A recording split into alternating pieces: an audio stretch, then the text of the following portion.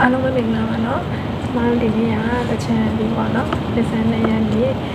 နှစ်သက်မှာ live လေးထွက်ပြီးတော့အားလုံးပဲပြန်ဆောင်ချင်လို့ပေါ့နော် live လေးထွက်ပြီးရတာမနေ့ကလည်းလက်ဆောင်လေးနှစ်သက်လက်ဆောင်လေးပေးထားပေါ့နော်အဲ့ဒါကိုဒီပြန်ဆမ်းမဲ့ပေါက်တဲ့သူတွေပေါ့နော်မထုတ်ရသေးတဲ့သူတွေလာပြီးတော့ထုတ်လို့ရပါတယ်လို့တချို့တွေထုတ်ဖို့ကြံနေသေးလို့ပေါ့နော်ပေါက်သွားတဲ့သူတွေမှာကိုဝင်ဆောင်မမေးလည်းပါတယ်ဆိုတော့ကျွန်တော်တို့လည်းဝတ်တာရပေါ့နော်အဲ့ဒါကိုဝင်ဆောင်နေလက်ဆောင်ပေးလို့ရှိရင်ပေးရတဲ့အားလည်းကန်ခေါင်းနေဆိုတော့နော်အဲ့လိုအရေးဆိုင်ရပေါ့ပါပြီ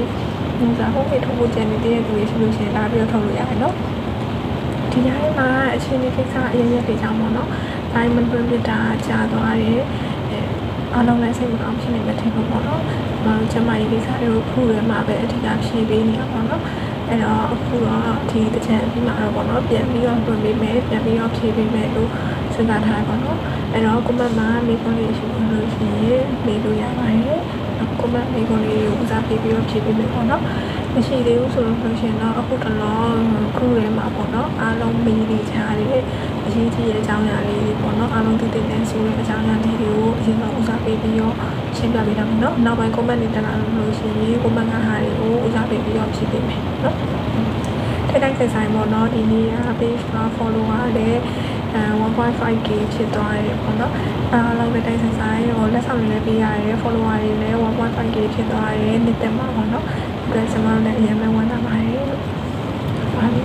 ဒီရက်ပိုင်းခုထဲမှာအမေများထားတာပေါ့နော်ဒီခုထဲမှာဆိုတာအထက်ပေါ့နော်ဒီကတ်ဘေးအနေနဲ့တွေနဲ့ကြုံတဲ့အခါပေါ့နော်အားလုံးကအများစုဖြစ်တာပါဖြစ်တာလဲဆိုတော့ဒါစိတ်ကတ်တွေတောက်နေနေတယ်ပေါ့နော်ရုပ်တရက်အခြေအနေတွေကြောင့်ဒါစိတ်ကတ်တွေမတောက်နိုင်တော့ရက်ပြတ်သွားတာဖြစ်တယ်ပေါ့နော်ရက်ပြတ်သွားတာကကိုယ်ရမှာတော့မစိုးရိမ်ရအောင်ဘာဖြစ်လဲဆိုတော့ဒီရက်ပိုင်းမှာအဲဒီလူနေတဲ့ကိစ္စရာဆိုရင်ကြာမရှိဘူးဆိုတော့လေမနေဖြစ်ကြရများတယ်ဆိုတော့ဘာလို့ဆိုရင်ရလဲဆိုတော့ဆေးတောက်တာရက်လိုက်တဲ့အခါကျတော့ရာသီကရုပ်တရက်ပြန်ပေါ်လာတာမျိုးတွေဖြစ်တယ်ပေါ့နော်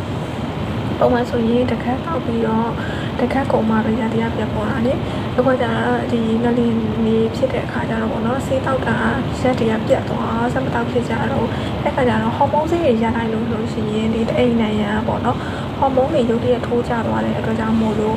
့ရုပ်တရက်ကျိုးတရက်ဆင်းတာမျိုးဖြစ်တတ်တယ်နော်အဲ့ခါကျတော့လို့ရှိရင်အများစုကကြောက်သွားကြတယ်ပေါ့နော်ဒီကိုဘေးရနေတွေကိုကြောက်တာတစ်မျိုးရာသီရုပ်တရက်ထဆင်းတော့ကြောက်တာတစ်မျိုးအဲ့လိုမျိုးပေါင်းပြီးတော့ကြောက်ကြတယ်ပေါ့နော်အဲ့တော့ဟော်မုန်းတွေဖြတ်လိုက်လို့ယာရီပြန်ဆင်းတာကဘာမှတော့အန်ဒီမရှိဘူးကျမတို့အသက်အန္တရာယ်ရှိတယ်ပေါ့နော်တခြားကိစ္စတွေရှိတယ်ယောဂလက္ခဏာတွေအဲ့လိုမျိုးမဟုတ်ဘူးနော်အဲ့တော့တခုပဲဟော်မုန်းတွေရုပ်တရက်လိုက်ပြီးတော့ပြန်ဆင်းတယ်နောက်ထပ်ဟော်မုန်းတွေတက်ဆက်မတော့ဖြစ်ဘူးဆိုလို့ရှိရင်ယာရီကတစားစားနေပေါ့နော်ရက်ကြာနေတာမျိုးတွေဖြစ်တဲ့ရက်ရှည်နေတာမျိုးတွေဖြစ်တဲ့အဲ့ဟာမျိုးလို့ရှိရင်တော့ရက်သွားအောင်လို့တခုခုလုပ်ဖို့လိုတယ်ပေါ့နော်အဲ့ဒါကဆက်သွားဆေးတောင်းမလားဒါမှမဟုတ်လို့ရှိရင်အရင်တားစိတ်သက်တွေပဲပြန်တောင်းမလားဒါစိတ်သက်တွေပြန်တောင်းလို့ရှိရင်လည်းရာသီရက်သွားတယ်နော်အဲ့လိုမျိုးတစ်ခုခုပြန်လုပ်ဖို့လိုရဲဘာမှတော့အနေရမရှိဘူးအဓိကအနေရမရှိဘူးဆိုတာသိတယ်ဆိုလို့ရှိရင်လည်းစိတ်ချနိုင်အောင်လို့ပေါ့နော်အဲ့ဒါမှကိုမမမိကုန်းလေးရှိလို့ရှိရင်မိလို့ရတယ်နော်ဒီမှာကိုမမိကုန်းလေးကိုဦးစားပေးပြီးဖြည့်ပေးမယ်အဲ့ဒါတစ်ခုပေါ့နော်နောက်တစ်ခုကကြတော့အဲ့ဒီတားစိတ်တွေမိတော့ရာသီပြန်စင်းတာမရှိဘူးပေါ့နော်အဲ့ဒါတစ်ခုရဲ့နောက်တစ်ခုကကြတော့ဒါစိလေးတွေပြန်တောက်လို့ရှင်ပေါ့နော်တချို့ကရာသီကအဲ့လိုမျိုးဆက်သွားတယ်ဆိုပြီးတော့ရာသီကနေသွားတယ်ဆိုပြီးတော့ဆိုရင်စိတ်ပူကြရများတယ်ပေါ့နော်ဒါစိဟော်မုန်းတွေကကျွန်တော်တို့ရာသီနေစီတဲ့အာနိသင်ရှိရပေါ့နော်အဲ့ဒါဘာမှပြဿနာမရှိဘူးသူကလေနေသွားတာကဟော်မုန်းအာနိသင်ကြောင့်ရာသီတွေကနေပဲဖြစ်သွားနော်အဲ့ဒီကအောက်ကိုမဆင်းလာမင်းနဲ့တအိမ်ထဲမှာကြံနေတာဝတ်နေတာအဲ့ဒါမျိုးတော့မရှိဘူးနော်အဲ့တော့အများစုကဘာလို့ဆိုနေတာလဲဆိုတော့ဒါလေးတောင်းလိုက်တယ်ရာသီရက်ရှက်သွားတယ်အခါကျလို့ရှိရင်တအိမ်ထဲမှာကြံနေပြီးတော့ပေါ့နော်အလုံးတွေအကျိတ်တွေသွေးလုံးတွေဖြစ်နေမှာလားဆိုပြီးတော့ဆိုရင်တကယ်အဲ့လိုမျိုးဖြစ်တာမျိုးမရှိပါဘူးလို့နော်အဲ့ဆိုရင်အနေမရှိတဲ့လက္ခဏာတွေကိုသိပြီးဆိုလို့ရှိရင်လည်းဒီကိစ္စတွေနဲ့ကျမကြီးကိစ္စတွေနဲ့ပတ်သက်ပြီးပေါ့နော်စိတ်အေးနိုင်အောင်လို့ပေါ့နော်တခြားဒီလူမျိုးရေးစီးပွားရေးတခြားပြည်ရဲ့နေရာတွေနဲ့စိတ်ပူပန်နေရတဲ့အချိန်မှာဒီအနေမရှိဘူးဆိုတာလက္ခဏာတွေကိုသိရဲဆိုလို့ရှိရင်စိတ်အေးရအောင်လို့မှပြပြပေးတာပေါ့နော်အဲ့တော့ဒါစိတ်ရက်ပြတ်သွားလို့တွေးစင်တာလည်းစိတ်ပူစရာမရှိဘူးเนาะနောက်တစ်ခါကျတော့ဒါ ဆေးပြန်တောက်လိုက်လို့ရာသီရက်သွားတယ်တချို့ကရာသီဆလာတယ်ရာသီပြီးမှဓာတ်ဆေးတောက်ချင်တယ်တချို့ကလည်းရာသီဆလာတဲ့ရက်ထဲကပြန်စတောက်လိုက်တယ်အဲ့ခါကျလို့ရှိရင်ရာသီသွေးရပေါ့နော်ရက်သွားတယ်နေသွားတယ်ဆိုတော့မှအနေမရှိပါဘူးလို့နော်အဲ့ဒါနှစ်ခုပေါ့နော်ပြီးတော့ထိုးဆေးမတဲလို့ပေါ့နော်ထိုးဆေးမတဲလို့တောက်ဆေးတောက်တယ်တောက်ဆေးကလည်းမေးတတ်တယ်ပေါ့နော်အဲ့အမျိုးဆိုလို့ရှိရင်ဒီမှာလက်မောင်းနဲ့ထည့်ချင်တယ်မေးလည်းမမေးတော့အောင်ပြီးတော့အဲ့လိုမျိုးထိုးဆေးရလည်းမတဲလို့လက်မောင်းနဲ့ထည့်လို့ရလားလို့မေးတယ်ပေါ့နော်အဲ့တော့ထိုးဆေးအာနီတင်ထိုးဆေးထဲမှာပါတယ်၃လခန့်ထိုးဆေးမှာပါတယ်ဟော်မုန်းအာနီတင်နဲ့နော်ပြီးတော့အဲ့လက်မောင်းနဲ့ပိုက်ခဲ့တယ်ပိုက်ထဲမှာပါတယ်ဟော်မုန်းအာနီတင်နဲ့အတူတူပဲကောင်းမျိုးဆိုးကျိုးအားလုံးအတူတူပဲနော်အဲ့ဒါကြောင့်မို့လို့ထိုးဆေးမထည့်ဘူးဆိုလို့ရှိရင်လက်မောင်းနဲ့လည်းမထည့်စေချင်ဘူးနော်မတည့်ဘူးဆိုတာထက်ပေါ့နော်အပြစ်မှာအများစုကမတည့်ဘူးလို့လက်ခံထားကြတာပေါ့တကယ်ကတော့ထိုးဆေးရဲ့ဟော်မုန်းအာနီတွေကိုကိုကမကြိုက်တာနော်တယောက်နဲ့တယောက်အာနီတင်ပြခြင်းနဲ့မတူဘူးတချို့မှာကျတော့လုံးဝပိန်သွားတယ်တချို့မှာကျတော့ဝလာတယ်တချို့ကကျအသားရည်မွေးချောက်သွားတယ်ဝက်ချန်တွေထွက်တယ်တချို့ကကျအဲ့လိုမဖြစ်ဘူးအဲ့တော့ကို့မှာအာနီတင်ပြတဲ့လက္ခဏာမကြိုက်ဘူးပေါ့နော်ထိုးဆေးထိုးလိုက်ရင်ပြတဲ့အာနီတင်မကြိုက်ဘူးဆိုလို့ရှိရင်လက်မောင်းနဲ့လည်းမထည့်သင့်ဘူးနော်လက်မောင်းနဲ့ထည့်ရင်လည်းအဲ့ဒီအာနီတင်တွေအတိုင်းတစ်ထပ်တည်းအတူတူပဲခံစားရအဲ့ဒါကြောင့်မို့လို့နော်တခုပဲပေါ့နော်မတူတာလေးကတခုပဲရှိတယ်အဲ့ဒါကဒီမှာတို့ထိုးဆေးရကြတော့ဆေးဖြတ်ပေးလိုက်လို့ရှိရင်လည်းကိုဝင်ကချက်ချင်းပြန်မရဘူးအနည်းဆုံး6လတစ်နှစ်လောက်ထိဆောင်ရတယ်အများဆုံးတစ်နှစ်ခွဲ2နှစ်3နှစ်ထိဆောင်ရတဲ့လူတွေလည်းရှိတယ်လက်မောင်းနဲ့ထည့်တဲ့ဆေးရကြတော့လက်မောင်းနဲ့ကပိုက်ကိုထုတ်လိုက်ပြီးရတယ်ချက်ချင်းနောက်လာကိုဝင်ပြန်ရလွယ်တယ်အဲ့ဒါတခုပဲမတူတာကျန်တဲ့အာနီတင်အားလုံးအတူတူပဲနော်ပါဒီကိုမလေးကိုလေးထားပါတော့ပိုအီဆိုရင်ဒီမှာလေးက 2.9 kg ဆိုရင်ဘယ်နှပေါင်လဲဆရာမ2.9 ကို kg ကိုပေါင်ရချင်လို့ရှိရင်လေဒီမှာတော့ဟိုနဲ့2.2 နဲ့မြောက်ပါတယ်2.9 ကို2.2 နဲ့မြောက်ပေါ့နော်အဲ့ဒါဆိုလို့ရှိရင်အဖြေရပါတယ်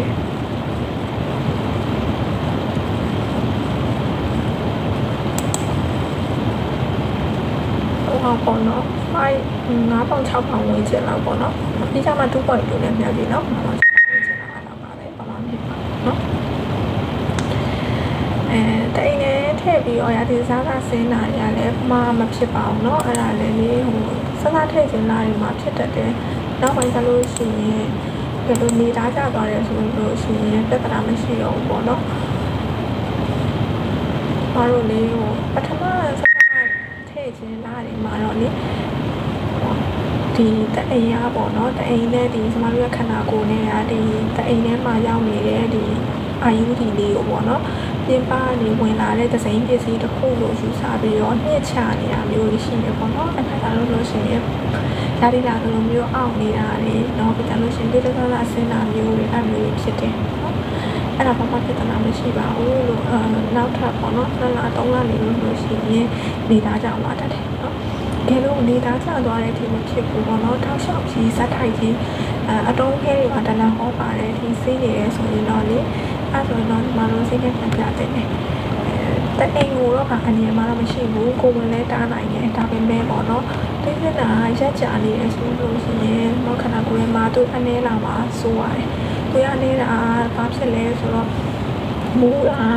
ပေါ့နော်လုံးအပြင်မခံနိုင်တာပေါ့နော်ဒီခါကျတော့မျက်လုံးတွေလက်ပွားတွေနှာခမ်းတွေကဖြူဖြော့လာတာရှားတွေကဖြူဖြော့လာတာအဲ့လိုလက္ခဏာတွေပြရတယ်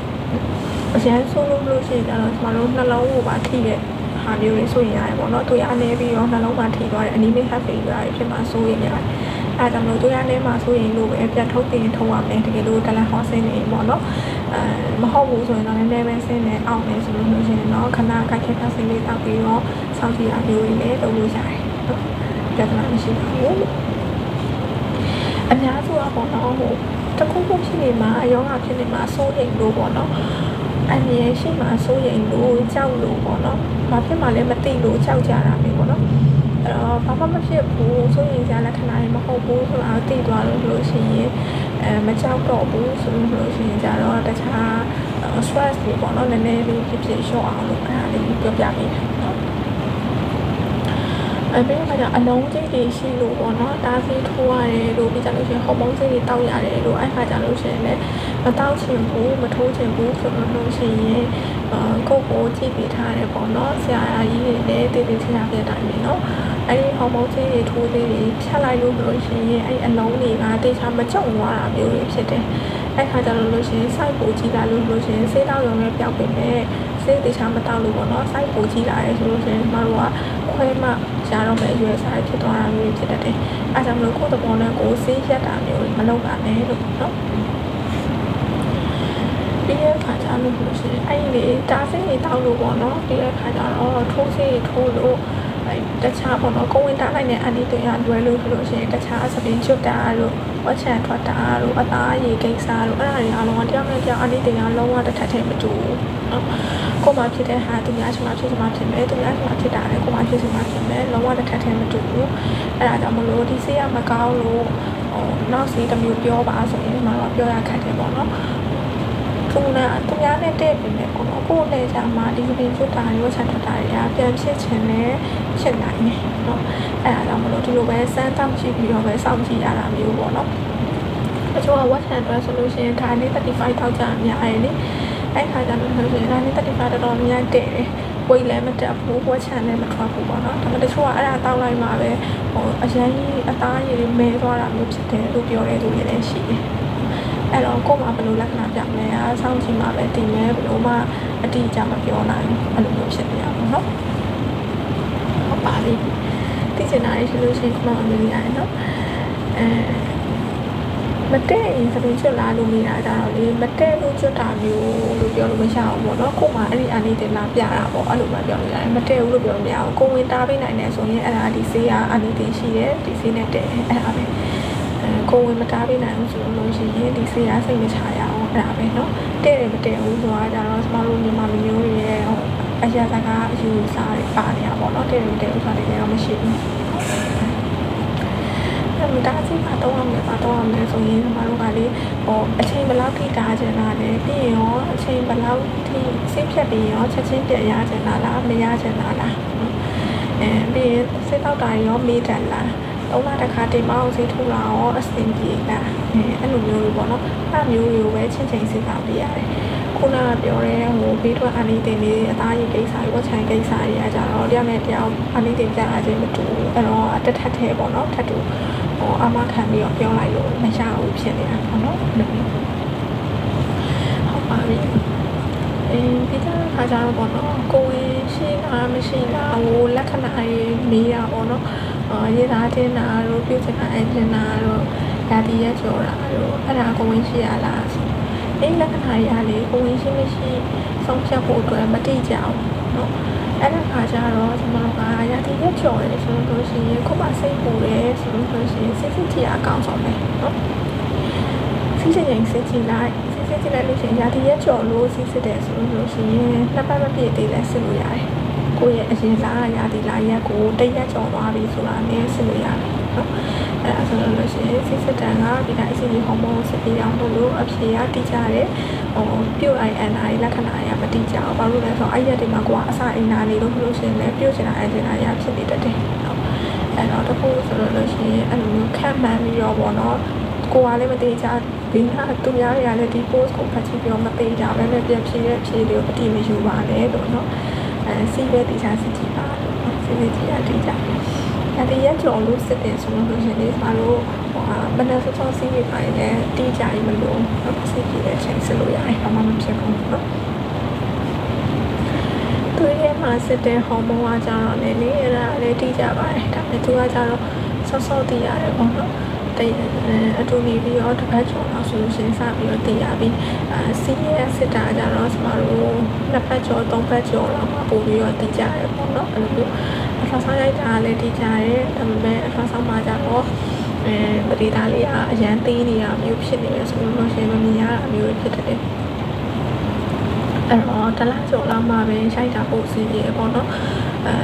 ်ဒါဒီရက်ကျော်လို့စိတ်ဖြစ်တာနှစ်ချောင်းပေါ်တယ်ဆိုလို့ရှိရင်ချက်ချင်းသွားမရရင်မရိုက်သေးနဲ့အောင်အနည်းဆုံးပေါ့နော်နောက်နှစ်ပတ်လောက်ကျော်ဒါမှမဟုတ်လို့ရှိရင်တလားပြေမှာပဲရိုက်ပါတော့နောက်တစ်ခုကလည်းရာဒီအဲ့ရက်နဲ့စစ်တာနှစ်ချောင်းပေါ်တဲ့နေ့နဲ့အမျိုးသားပြင်လာတဲ့ရက်နဲ့အဲ့လိုမျိုးတွေရက်တွေရှုပ်ကုန်ပြီးတော့ကို ကိုယ်အပနာပမမသိလို့တွက်ပေးပါအောင်လူမှုရေးကိစ္စရဲ့ထိလွယ်စရာဖြစ်တယ်ဆိုပြီးတော့လည်းပြောကြတယ်ပေါ့နော်ခုတည်းမှာလေမတော်ကိုယ်ဝင်လို့စပြီးတော့တွက်တာပေါ့နော်စိတ်သက်တာတစ်ကြောင်ပေါ်တဲ့နေရာလေးစကြည့်တွက်တာမဟုတ်ဘူးပေါ့နော်စိတ်သက်တာတစ်ကြောင်မပေါ်ခင်နောက်ဆုံးရာသီလာခဲ့တဲ့အခါမှာအခု4လပိုင်း18ရက်နေ့မှာစိတ်သက်တာတစ်ကြောင်ပေါ်တယ်ဆိုရင်3လပိုင်းတော့ရာသီပဲရက်ကလာခဲ့တယ်3လပိုင်း18ရက်နေ့ကစလာတယ်ဆိုရင်အဲ့ဒီစလာတဲ့ရက်ကနေစတွက်မယ်နောက်ဆုံးရာသီလာတဲ့အခါရဲ့ပထမဆုံးရာသီစလာတဲ့ရက်ကနေစပြီးတော့ရှိတွက်ရတာပေါ့နော်ကိုယ်ဝင်အပတ်ရှိဦးလေဘယ်နေ့မှာတာဦးကျွေးပြီးတော့ဘယ်နေ့မှာ population ဖြစ်သွားလဲ fertilization ဖြစ်သွားလဲတတိအောင်သွားလဲဆိုတာဘယ်သူမှအတိအကျမသိနိုင်ဘူးအဲ့တော့ကျွန်တော်တို့ဒီကမ္ဘာလုံးမှာ formula လေးတစ်ခုထုတ်ထားတယ်ပေါ့နော်အဲ့လိုမျိုးရာသီနောက်ဆုံးလာခဲ့တဲ့အခါဒီလမှာကိုဝင်ရှိရစားတည်ရဆိုလို့ရှိရင်နောက်ဆုံးလာခဲ့တာ3လပိုင်းရဆိုလို့ရှိရင်အဲ့ဒီ3လပိုင်းရဲ့ပထမဆုံးရက်ကနေပြီးတော့ဒီမှာပထမဆုံးရာသီလာတဲ့ရက်ကနေပြီးတော့စပြီးတော့ရှင်းတွက်ရတယ်ပေါ့နော်အဲ့တော့ဒီမှာတို့3လပိုင်း18ရက်နေ့ရာသီလာခဲ့တယ်ဆိုရင်ဒီလပိုင်း18ရက်နေ့မှာစစ်စစ်တာ2ချောင်းပေါ်တယ်ဆိုရင်ဒါတစ်လရှိပြီလို့သတ်မှတ်လိုက်ပြီအဲ့လိုမျိုးနော်အဲ့လိုမျိုးရှင်းတွက်ရတာအဲ့ဒါကိုအမျိုးသားပြန်လာတဲ့ရက်ကနေစပြီးတော့ရှင်းတွက်ရတာလည်းမဟုတ်ဘူးစစ်စစ်တာ2ချောင်းပေါ်တဲ့ရက်ကနေစပြီးတော့ရှင်းတွက်ရတာလည်းမဟုတ်ဘူးနော်အဲ့ဒါကိုစရှိတဲ့နေ့မှာနေလို့ရှိရင်ကြတော့ကိုယ်ဝင်အပတ်ရည်ကိုယ့်အကိုစိတ်ထင်တဲ့ပတ်တာရမှာပြီးတော့ပေါ့နော်လွယ်နေပြီးတော့လူမှုရေးပြဿနာတွေဖြစ်တဲ့အထင်လွဲတာတွေဖြစ်တဲ့ဆိုပြီးတော့လေအဲ့လိုမျိုးကိုယ်ရမှာတင်ထားကြလို့နော်ဟုတ်ပါပြီစားတဲ့ခဏရှိလို့ရှိရင်လည်းမောင်ပြီးလို့ရပါတယ်ကဲလို့ဒီရက်ဒီမှာမရှိသေးဘူးဆိုလို့ရှိရင်လည်းပေါ့နော်အလုံးစိတ်ထိခိုက်စရာကြီးများနေရဆိုတော့ဒီလိုဆိုလို့ရှိရင်လည်းနောက်ပတ်တင်ပေးလို့ရတယ်နော်ကိုမေးတဲ့အကြောင်းအရာလေးတွေစုထားလို့ရတယ်အပတ်တိုင်းတစ်ပတ်တစ်ခါတော့ပေါ့နော်ဒီလတွေမှာတော့တောက်ကြနေပြောင်းပြီးတော့လွှင့်ဖြစ်မယ်တောက်ကြနေရောပေါ့နော်စောင့်ပြီးတော့မေးချင်တာရှိရင်စမောင်းတိုင်းလေးလို့ရပါတယ်နော်အဲ့ဆိုတော့ခုကမှကိုရပိုင်ပေးထားတာကထူးထူးခြားခြားအဲ့ဒါပဲရှိရလို့ထင်တယ်နော်အစီအမလေးဟိုပန်းပုံတို့လူပုံတို့မှာဘယ်လိုအဲ့လိုရှိရလေเนาะလူပုံကတော့မြန်မာ registration ပါတယ်ပို့ပြီးတော့ဟိုစာဖြစ်တဲ့အတိအကျရပေါ့เนาะအဲ့လိုမျိုးတော့သူတို့သတ်မှတ်ထားတယ်ပေါ့เนาะတချို့ကလည်းအဲ့ပန်းပုံတောင်းနေတာလည်းဘာမှမဖြစ်ဘူးအဆင်ပြေတယ်လို့ပြောတယ်တချို့ကလည်းအဲ့ဒါကကြတော့ expire date တွေတို့စေးကိုတို့လောင်ထားတာတွေတို့အဲ့ဒါလေးစိတ်မချရဘူးလို့လည်းပြောတယ်ပေါ့เนาะ line စေးလို့ဆိုပြီးတော့လည်းပြောတယ်အဲ့တော့တကယ်လို့စိတ်ချရအောင်ဆိုရင်မဘလုံးလုံးမနေပဲလေပေါ့နော်တခြားစိတ်ချရတဲ့တစ်စိတ်ကိုတောက်စိတ်စင်တယ်ပေါ့နော်အဲ့ဒါမှပဲဒီမှာလို့ကိုဝင်တာပေါ့တေးကြမှာဆိုတော့လေကိုဝင်တော့ဒီမှာသူရေးစားလို့ရလာတယ်ရပါတယ်ရှင်ဘာမှဖြစ်ပါဘူးနော်ဒါပေမဲ့စီးချိုပွေတိုးရှိမရှိတော့အဲ့လိုမျိုးခေးဆိုင်ဖို့လိုတယ်ကိုဝင်ဆောင်စီးချိုတွေတိုးရှိရဆိုလို့ရှင်တော့မစားတဲ့ဘူးနော်ရှားပေါ်မှာချိုတာတွေတော့မစားတဲ့ဘူးငံလုံးတာတွေတော့မစားတဲ့ဘူးပေါ့နော်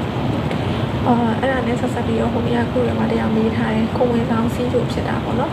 အဲ့တော့ပြီးတော့ကိုဝင်ဆောင်စီးချိုဖြစ်လို့ရှင်ကျမတို့ကတိုးဖောက်စစ်တာတွေပါရောပြီး OGTT တခြားရေးတောက်ပြီးတော့ဆက်ရတာတွေရောအဲ့ဒါတွေလည်းလုပ်ရတယ်ပေါ့နော်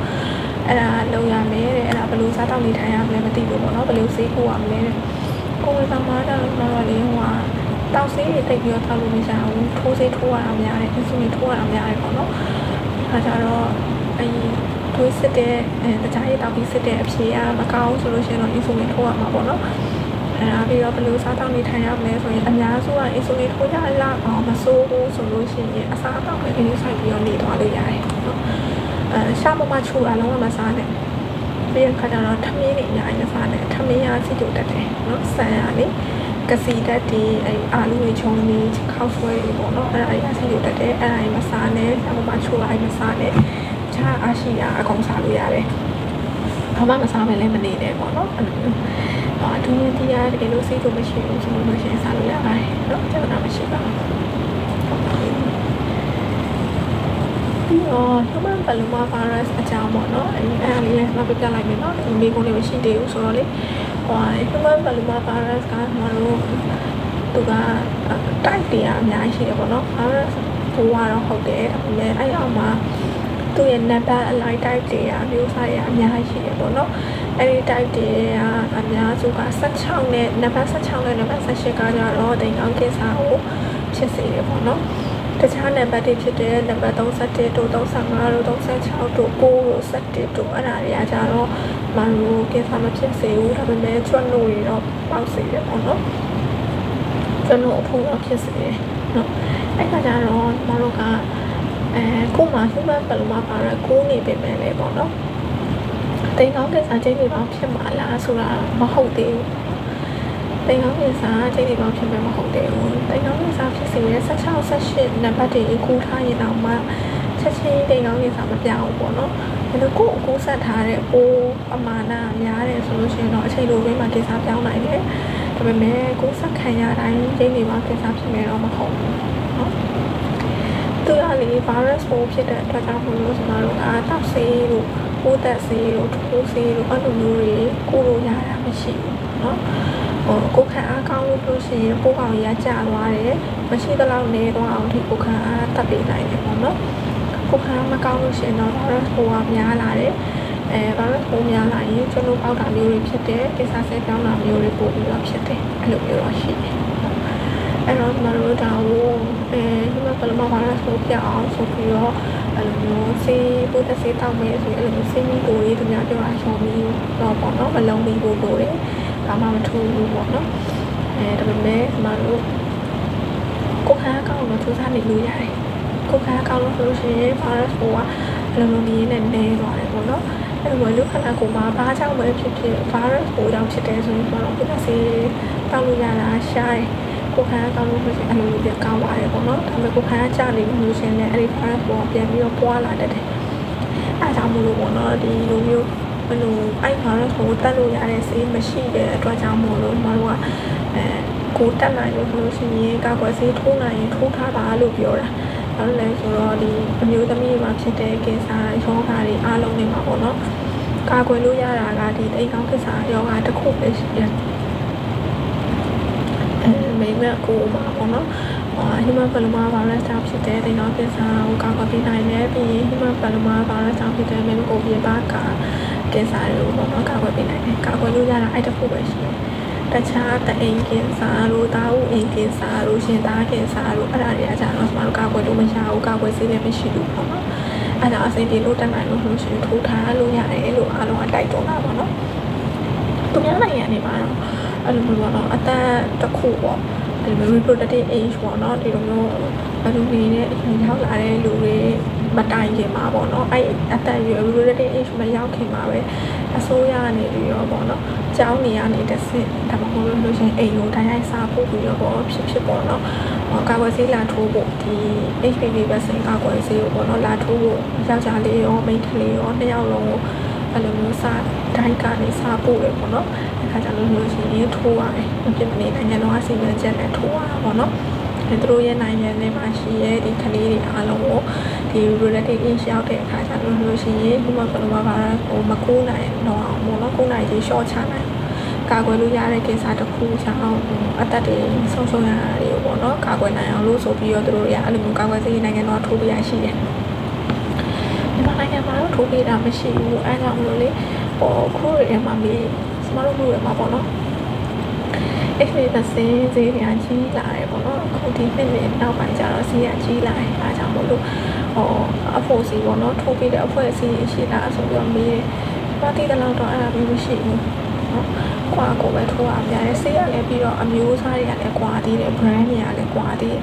တယ်၄မျိုးဆက်ရှိရဲပြီးတဲ့အခါကျတော့9မျိုးဆက်ရှိရပေါ့နော်အဲ့ပေါ်မူတည်ပြီးတော့ဘယ်နိုင်ငံထုတ်တာလဲပေါ်မူတည်ပြီးတော့ထိမ့်သိမ့်တို့လောင်းထားတာတွေကဘယ်လောက်ကောင်းကောင်းထိမ့်ထားလဲပေါ်မှာမူတည်ပြီးတော့လည်းဈေးရတယ်ကွာသေးတယ်နော်ဆိုလည်းတစ်လုံးကို9သိန်းလောက်ထိရှိရလို့ပြောကြတယ်ပေါ့နော်ဟိုမှာလည်းအဲ့ဒီမှာအဲ့ဒီဟိုမှာသူတို့ grant တာတို့အာယူတို့အဲ့လိုမျိုးမထိုးလို့ရှိရင်9သိန်းလောက်ထိရှိရလို့ပြောတယ်3လုံးလောက်ထိုးရမယ်ဆိုတော့လေလူတွေကစဉ်းစားကြတာပေါ့နော်အဲ့လိုမျိုးလည်းရှိကြတယ်ထိုးထားနိုင်လို့ရှိရင်တော့တကယ်တော့ကိုယ်တော့ကောင်းတယ်ပေါ့နော်ဒါပေမဲ့တကယ်လို့ပေါ့နော်တနေ့တည်းများစနစ်ပဲချင်းသုံးတယ်အများကြီးထိတွေ့မှုတွေမရှိဘူးအသက်ငယ်ရွယ်စင်မာတဲ့အနောက်ချအားတွေမရှိဘူးဆိုလို့ရှိရင်တော့ဆက်နိုင်ခြင်းနေပါတယ်နော် သူကပြီးတဲ့အခါကျတော့ကျွန်တော်တို့ကိုဖြစ်တာမျိုးလုံးဝမရှိဘူးမိန်းကလေးတွေကလေဒီနေ့ပါဆက်ချင်တဲ့ပါတနာစီရနေပဲကူတာပေါ့နော်အဲ့တော့ဆက်ချင်တဲ့ပါတနာအတန်ရှင်းကြီးစိုက်တာလို့ရှုပ်ပွေကမရှိဘူးလို့ပေါ့နော်အဲ့ဒါမျိုးဆိုလို့ရှိရင်တော့လေဒီလိုကမှ risk တွေပေါ့နော် HIV virus ကိုဆက်နိုင်တဲ့ risk တွေအရင်နေတယ်ဆိုလို့ရှိရင်တော့မထူရင်လည်းရှာပါတယ်ဒီလိုချက်လို့ဘာလို့ပေါ့လို့ဆိုလို့ရှိရင်တော့ထိုးတယ်ねထပ်ပြီးတော့ပေါ့နော်ဒီ HIV ကိစ္စဖြစ်စေတဲ့1618ပါကိုဆက်နေတာမျိုးဖြစ်မှာဆိုလို့လေအဲ့ဒါထိုးထားတယ်နော်မလို့အတူမနေဘူးပဲစိတ်ငြိမ်နေပါဆိုလို့ရှိရင်ပေါ့နော်အဲ့ဆိုလို့ရှိရင်တော့ဒီတိုင်းကဝယ်သေးတော့ထိုးလိုက်လို့ရတယ်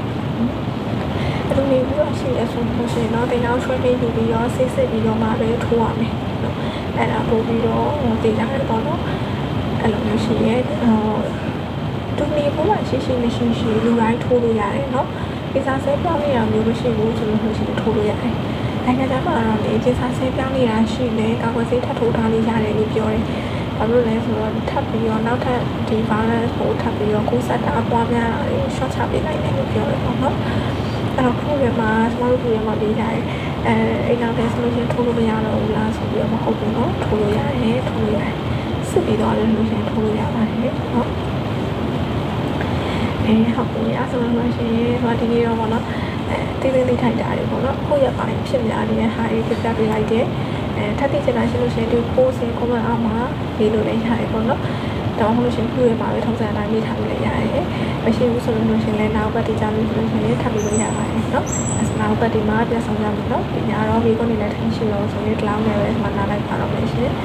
အားလုံးပဲနော်ပြီးရနေရနေပြီးတော့ပေးရတယ်ရတယ်ပြီးတော့ကင်းလို့ပြီးတော့ပေါ့နော်စိတ်ရောကိုယ်ပါနှစ်သက်ပါပေါ့နော်အစားပါရရစိတ်ကြကြပါစေရှင်စိတ်ရောကိုယ်ပါစင်ကြယ်ရပါစေအနေနဲ့ကြည့်ကြပါစေပေါ့နော်ဒီမှာအဖေကြီးရဲ့တရားချင်းတရားရောကျေးဇူးတင်ပါတယ်နော်ကျွန်တော်တို့နေရာဒီနေ့ 1.5k ပေါ်မှာဖြစ်သွားတယ်ဆိုတော့ကျွန်တော်လည်း1တောင်းသွားတယ်ပေါ့နော်မနေ့ကအားလုံးကိုgive away လေးပေးရတာလည်းအရင်ပြောပါတယ်မထုတ်ရသေးတဲ့သူတွေရှင်လာထုတ်ပါအောင်နော်တကယ်ချင်းလေးတကယ်လို့customer ပေါက်ပြီးတော့ကိုယ်တကယ်ကြီးမသိဘူးဆိုတာကိုဘာဖြစ်တဲ့သူတွေရှိလို့ရှိရင်လည်းထုတ်ဖို့ပြောပေးအောင်နော်အဲဆိုတော့နောက်တစ်ခါမှပြန်ဆောင်ရမယ်နော်အားလုံးပဲ connect ပါရှင်